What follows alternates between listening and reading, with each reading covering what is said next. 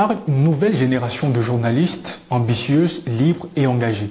Après un passage remarqué à l'étranger, elle fait le choix du retour au bercail pour fonder Season Media, un média audacieux, libre et engagé. Elle a interviewé des personnalités internationales à travers le monde, produit une série documentaire au sein du bataillon d'intervention rapide, l'unité d'élite de l'armée camerounaise, et elle entend bien redéfinir les codes du journalisme au Cameroun. Eva Mbala est notre invitée et avec elle, nous allons parler de l'avenir du journalisme au Cameroun, de son métier d'influenceuse dans le média numérique, mais également de sa passion pour l'entrepreneuriat. Bonjour Eva Mbala et merci d'être avec nous. Bonjour, merci. Pour ceux et celles qui ne vous connaissent pas encore, vous êtes journaliste, vous avez fait vos faits d'armes à l'international et en 2023, vous avez fondé Season Media au Cameroun. Quelles ont été vos motivations profondes pour lancer un tel projet ici à contre-courant? C'est ma conviction. Et pour ceux et celles qui ne me connaissent pas, Eva Mbala est diplômée de l'ESTIC au Cameroun, licence professionnelle et puis master à l'École supérieure de journalisme de Lille. Je reviens au Cameroun en 2022 après 10 ans de carrière au Gabon. 6 mois dans un média de la place publique où je ne retrouve pas du tout, je ne me retrouve pas entre vision, entre opérationnalité, mission, etc. Je décide donc de lancer mon propre média avec des économies personnelles, mais avec une vision claire. Certes, quand on regarde le paysage audiovisuel camerounais, beaucoup de médias, que ce soit digitaux ou alors traditionnels, se sont lancés et ont jeté l'éponge.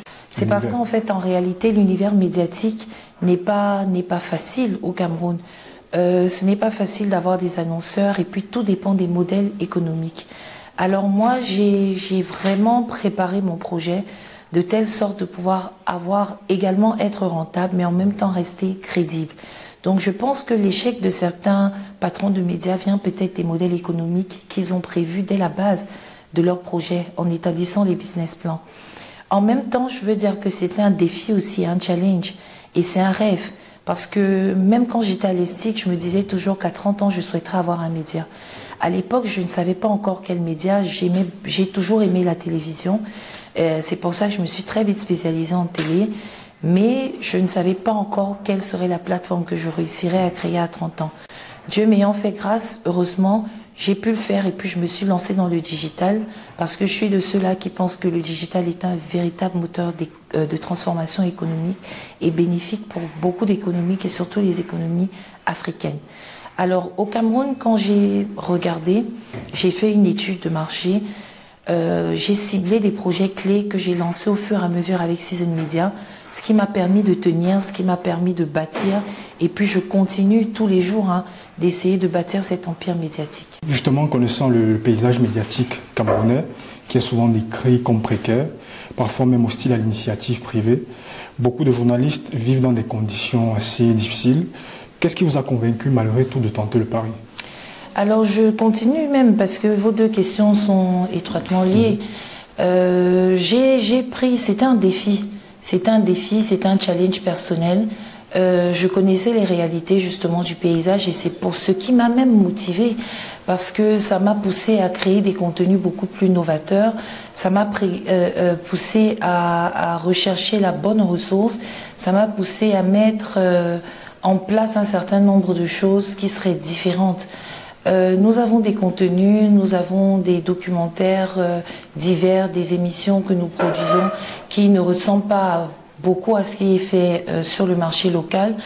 C'est grâce à la qualité de nos équipements, c'est grâce à la vision que je porte, c'est grâce à l'équipe qui est derrière moi. Je connaissais les réalités, mais je pense que tout le monde a des objectifs à atteindre dans la vie. Et moi, malgré les défis, malgré les difficultés que les fondateurs de médias rencontrent au Cameroun, j'avais un plan et j'essaye de suivre ce plan. 2 ans plus tard, je pense qu'on a fait un très bon chemin. Je souhaite encore aller beaucoup plus loin. C'est pour ça que tous les jours, on crée de nouvelles choses, on met de nouvelles énergies, on modernise certains contenus, on adapte également les contenus par rapport à la demande. Donc, c'est un processus, certains abandonnent trop tôt, surtout quand ils n'ont pas la conviction du projet qu'ils portent. Mais moi, j'ai la conviction du projet que je porte. Je sais où je veux mener Season Media. Quand je décide de sortir du salariat pour l'entrepreneuriat, je sais quels sont les défis, je sais quelles sont les réalités. Financièrement, j'étais un peu préparée parce que j'avais de l'épargne. J'ai travaillé au Gabon, comme vous l'avez si bien dit. Moi, j'ai travaillé de 2015 à 2022. Je rentre au Cameroun pour des raisons personnelles d'abord, mais à cause des réalités du salariat au Cameroun. Moi, je sortais du Gabon, les salaires, c'est 2, 3 fois, 4 fois plus selon les postes de responsabilité. C'est là où je me dis, il faut que je crée mon média. Et puis, je regarde les contenus, je regarde l'environnement. Je comprends qu'en réalité, beaucoup de choses sont à faire. Beaucoup ont été faits. On ne peut pas cracher sur le travail qui a déjà été fait par les producteurs locaux avant la naissance de Season Media. Mais moi, je compte faire beaucoup plus et tous les jours, je me donne les moyens pour essayer d'y arriver. Je pense qu'il faut également que les promoteurs de médias sachent qu'il faut diversifier les activités. Il ne faut pas seulement rester média. Personnellement, chez Season SARL, parce que c'est une SARL, Season Media, il y a Season Communications, où on gère tout ce qui est personal branding. Je pense qu'on m'a vu durant le GCAM encore avec M. Eloumelou, c'était pour gérer son image, sa communication lors de son séjour au Cameroun, son passage au Cameroun et les différentes activités. Donc, en plus de ça, il y a Season Event. On fait également de l'événementiel corporate. On organise des séminaires, des ouvertures de bureaux pour les grandes entreprises, des conférences, etc. Donc, je ne suis pas restée que sur le média. Et comme j'ai une formation à l'ESJ en management international des médias, donc je suis en mesure de pouvoir gérer la communication, de faire des plans stratégiques de com, de faire des plans médias pour des entreprises. Donc, c'est tout un package que Season Media propose. Donc, on n'est pas resté, c'est pour ça que je vous parlais tout à l'heure de modèle économique. La rentabilité du média ne peut pas que se baser sur les contenus. Parce que quand vous n'arrivez pas à vendre vos contenus, il faut que vous puissiez vendre d'autres services. J'ai un département de design 3D, motion, design graphique en interne. Donc, on peut concevoir des visuels, des campagnes publicitaires, digitales, d'affichage pour des entreprises. Donc, je vous parle de tout ça, mais il faut regarder aussi sur notre site internet, sur notre application qui est téléchargeable sur Google Play Store et Apple Store pour savoir un peu tout ce qu'on propose en termes de services. Donc, je pense que ça passe également par tout ça, la diversification des activités autour du média. Justement, au cours de votre carrière, courte mais déjà riche, vous avez eu l'opportunité d'interviewer des figures de tout premier plan. On note par exemple l'ancien chef d'État, Ali Bongo, le richissime homme d'affaires nigérian Tony Eloumelou et même l'ancien Premier ministre français Dominique de Villepin. Alors ce parcours impressionnant vous met-il une certaine pression ou alors vous avez le sentiment d'être déjà arrivé? Je ne me mets jamais de pression dans ma vie, c'est la première des choses. Je suis toujours très sereine face aux situations de la vie, même ce qui concerne le travail, professionnellement, personnellement, je ne me mets pas de pression. Alors tout ce que j'ai pu réaliser, c'est des personnalités parmi tant d'autres, bien sûr, qui ont contribué à me crédibiliser sur le marché local et international. C'est des personnalités, des entretiens que j'ai eus parce que je suis une bosseuse. Je n'ai pas démérité. J'ai rapidement gravi les échelons dans ma carrière, parce qu'en réalité, j'ai été journaliste, reporter et présentatrice de JT 3 ans avant d'être rédactrice en chef. Donc ça a été quand même assez rapide. Et en effet, ça peut vous dire qu'il faut aller beaucoup plus loin. Quand on a déjà eu ce type de personnes en face de soi, quand on a eu à travailler pour certaines personnes, quand on a eu à travailler aux côtés de certaines personnes, ce n'est plus pour régresser, mais plutôt pour progresser. Alors les différentes figures politiques, économiques, internationales que j'ai pu entretenir, les organisations, les institutions avec lesquelles je travaille, c'est plutôt pour moi une récompense, c'est plutôt un mérite, c'est plutôt ce que les Anglais appelleraient achievement. It's a great achievement et je souhaite faire encore plus, mais surtout sans me mettre de pression. Et les choses, elles viennent toutes seules. Les choses se font toutes seules. Je suis un plan, mais il faut dire que ce n'est pas seulement l'intellect, ce n'est pas seulement les études. Je pense que la vie est aussi faite de beaucoup de chances et beaucoup d'opportunités. Et j'ai eu cette grâce d'avoir beaucoup de chances, beaucoup d'opportunités, d'être au bon endroit, au bon moment. Vous avez produit tout récemment une série documentaire avec le bataillon d'intervention rapide. Qu'est-ce qui vous a poussé à vous lancer dans un tel projet et qu'avez-vous personnellement retenu de cette immersion? Alors, ce qui me pousse à me lancer dans ce projet, c'est deux raisons. Premièrement, c'est la routine, c'est l'ennui dans le métier. Faire les mêmes choses, écrire des articles, couvrir des événements, des interviews, présentations de JT. Au bout de 8 ans, 10 ans, ça devient redondant, c'est épuisant. Et surtout quand on rêve grand. Alors, c'est la première des raisons. Et la deuxième, c'est... Écoutez, je cherchais le premier projet de Season Media pour faire la différence. Je cherchais un moyen d'impacter positivement mon pays, la jeunesse, les jeunes femmes, parce que je suis la première journaliste au Cameroun, en Afrique centrale, et peut-être même l'une des rares en Afrique à être allée en immersion dans des zones de guerre. Alors c'est déjà ça qui m'a motivée encore plus, c'est cet impact-là.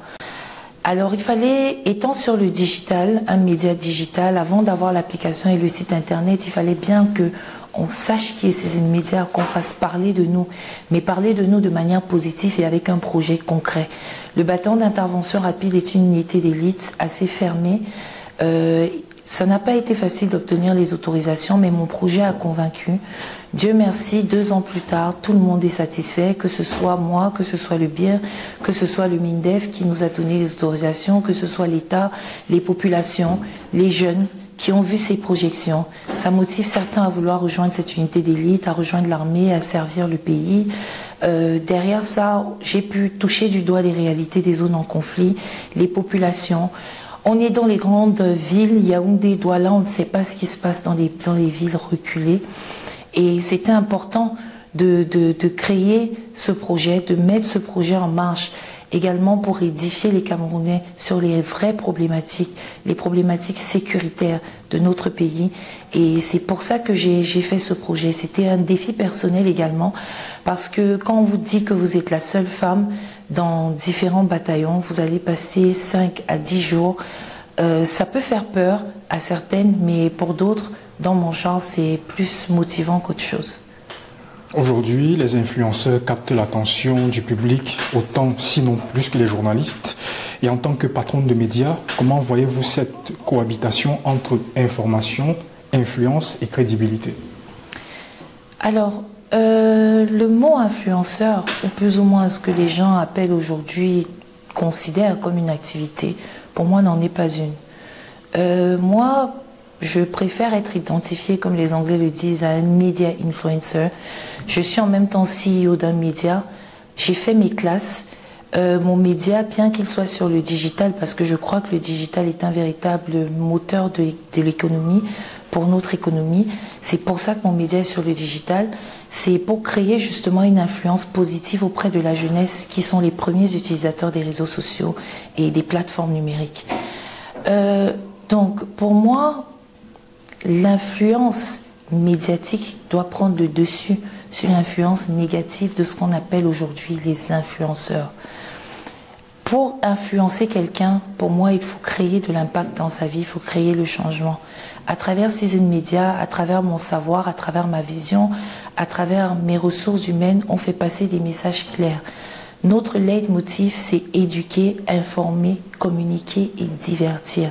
Le divertissement, oui, certes, parce qu'on est sur les réseaux sociaux, parce que la vie ne peut pas être faite que de règles, que de lois, que d'aspects stricts. Il faut souvent aussi se détendre. C'est pour ça qu'on crée d'autres concepts qui ne sont pas forcément liés à l'éducation ou alors à l'information.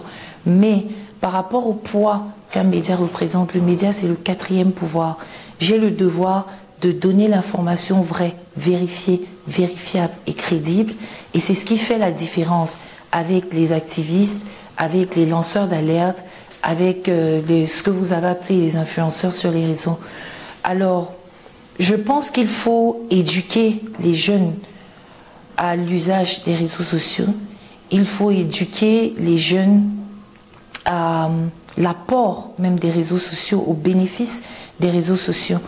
Ce n'est pas que pour se divertir et ce n'est que comme ça que nous, les médias, pourrons véhiculer la bonne information et véhiculer le message à un bon nombre de personnes. Si seulement la jeunesse considère les médias digitaux comme des vraies sources d'information, des vraies sources de divertissement, des vraies sources d'éducation, c'est comme ça qu'ensemble, en créant cette synergie-là entre le public et les médias sur le digital, on peut avoir un réel impact. Beaucoup de jeunes, justement, on parle des jeunes, beaucoup de vos cadets dans le métier qui aspirent à faire ce métier de journaliste se demandent s'ils ont un avenir dans ce métier. Entre précarité, manque de reconnaissance et absence de perspective claire, pensez-vous qu'ils doivent copier votre exemple? On crée son avenir. On crée son avenir. On bâtit son avenir. Ce n'est pas parce que ça n'a pas marché pour X que ça ne marchera pas pour vous. C'est pas parce qu'au sortir de l'école, vous n'avez pas trouvé de l'emploi que vous ne pouvez pas créer de l'emploi. Aujourd'hui, avec le digital, justement, si les jeunes sont éduqués à l'usage des réseaux sociaux, à l'apport et aux bénéfices, comme ça se fait dans d'autres pays en Afrique, alors ils n'auront plus besoin d'emploi salarial. Ils peuvent créer leurs propres emplois. Quand on est journaliste, on peut créer ses propres emplois. Ce n'est pas facile. On dira oui, elle le dit parce qu'elle a fait, etc. Mais si vous pouvez acheter un téléphone, vous avez un téléphone, après vous pouvez vous prendre un trépied, après vous pouvez vous prendre des micros, etc. C'est quoi le frein exact? Pourquoi est-ce qu'on pense qu'on doit tout attendre de l'État, qu'on doit tout attendre des entreprises privées ou publiques? On peut les créer. Et quand je parle de bâtir l'avenir, c'est qu'en réalité, ce problème d'emploi n'est pas que dans le secteur du journalisme, c'est dans plusieurs secteurs. Combien de jeunes y a-t-il qui sont sans emploi au Cameroun? Combien sont oisifs? C'est un problème profond. Mais je pense qu'il ne faut pas tout attendre des autorités, il ne faut pas tout attendre des pouvoirs publics, il faut créer l'emploi. Maintenant, les jeunes sont ingrats. Il ne s'agit pas que de cette précarité. Je suis également jeune. Je parle d'ingratitude, pourquoi? Parce qu'en tant que jeune, moi également, j'ai recruté beaucoup de jeunes qui m'ont déçu. Beaucoup de jeunes qui arrivent, qui n'épousent pas votre vision, qui sont salariés, qui attendent la fin du mois juste pour avoir leur salaire et ne fournissent aucun effort. Ils s'en foutent de votre taux d'investissement. Quand vous réussissez même à avoir des marchés, ils se disent qu'ils méritent d'être payés beaucoup plus parce que c'est eux qui sont derrière la caméra, etc. Mais avant d'arriver derrière la caméra, il y a tout un processus. Beaucoup de jeunes cherchent des emplois, mais n'ont pas la discipline, n'ont pas la rigueur qui va avec. C'est ça, c'est là où il faut interpeller les gens. D'où moi je parle, pas les gens, mais il faut interpeller la jeunesse. Il faut faire une introspection de soi et se dire que si vous avez des objectifs à atteindre, vous vous donnez les moyens pour les atteindre. Si vous ne vous donnez pas les moyens, personne ne le fera à votre place. Et c'est pour ça que beaucoup restent les bras croisés. J'ai des gens qui étaient dans ma promotion qui ont abandonné.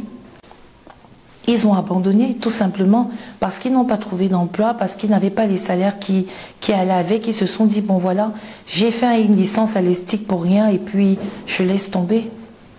Le contexte s'y prête parfaitement et je m'en voudrais d'ailleurs si je ne vous posais pas la question au sujet de l'élection présidentielle qui est à venir. Quel rôle les médias doivent-ils jouer pour qu'il y ait un vrai débat juste et utile pour les citoyens? Les médias doivent jouer leur rôle. Comme je le disais tout à l'heure, on est le quatrième pouvoir. Les élections, ce sont des enjeux cruciaux et importants pour l'avenir d'une nation. Les médias doivent communiquer, donner des informations vérifiées et vérifiables. Faire attention à la désinformation. Les populations doivent faire attention aux fake news. Tous les médias, on a une éthique et une déontologie. Il faut respecter l'éthique et la déontologie du métier.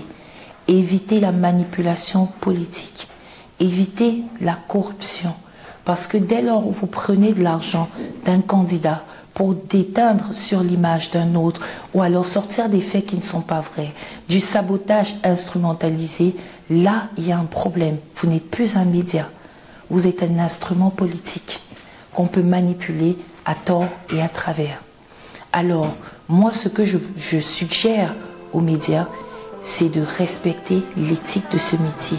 C'est nous qui allons donner de la valeur à ce métier. Être journaliste, peut-être au Cameroun, c'est négligé par certaines personnes, mais c'est un métier noble. C'est une mission que nous avons en tant que journalistes, tout comme les médecins ont une mission. Nous avons une mission en tant que journalistes, c'est d'éduquer les populations et de communiquer. Et en période électorale, il y a certains codes de ce métier qu'il faut respecter. Les populations aussi, en période électorale, ont un rôle à jouer. En tant que journaliste, moi, je compte sur les populations pour m'écouter, ne regarder, ne lire que des informations crédibles. Croyez en l'information fiable et sachez faire la différence entre les fake news, la désinformation et des informations crédibles. En tant que jeune, je souhaite quand même donner également mon avis. Nous savons tous quels sont nos problèmes. Nous savons tous quelles sont nos réalités. Je souhaite que la jeunesse vote le vote de leur cœur. Qu'ils se disent que c'est 7 ans de plus à venir et qu'ils choisissent le candidat de leur cœur. Qu'ils choisissent le candidat qui, selon eux, est le candidat de l'avenir. Qu'ils choisissent le candidat avec qui ils savent que la jeunesse peut bâtir. Ce sont des messages forts que j'envoie là, en tant que moi-même jeune, qui croit en mon pays, qui croit au potentiel du Cameroun, qui croit au potentiel de ce pays et surtout au potentiel de la jeunesse qui constitue la majorité de cette population. Vous allez voter? Non. Merci, non, Eva Mbala. parce que je dois rester neutre. Je ne vais pas voter, je n'ai même pas de carte d'électeur. Je suis honnête et transparente, je n'ai pas de carte d'électeur, je ne vais pas voter parce que voilà, je pense que les autres le feront. Moi, candidat ou pas candidat, écoutez, je pense que mon entreprise va continuer de se développer tant que le pays est en paix et qu'il y a une certaine stabilité. Mais la vérité, c'est que j'ai pas eu le temps d'aller faire ma carte d'électeur et même si on dit que toutes les voix comptent, moi je rêve juste d'un Cameroun de paix. Je veux un Cameroun de paix, un Cameroun qui pendant les élections sera soudé, un Cameroun uni, un Cameroun solide et des jeunes Camerounais fiers de leur pays. Cette interview touche à sa fin. Merci Eva Mbala pour ce moment de vérité et de sincérité. Merci à vous. Quant à vous, chers téléspectateurs, nous vous disons merci de nous avoir suivis. C'était encore un plaisir de vous savoir nombreux parmi nous. On se retrouve bien entendu lors de la prochaine édition. Ce sera encore en compagnie d'un ou d'une autre invitée tout aussi inspirante. Prenez soin de vous et à très vite sur l'AITV Cameroun.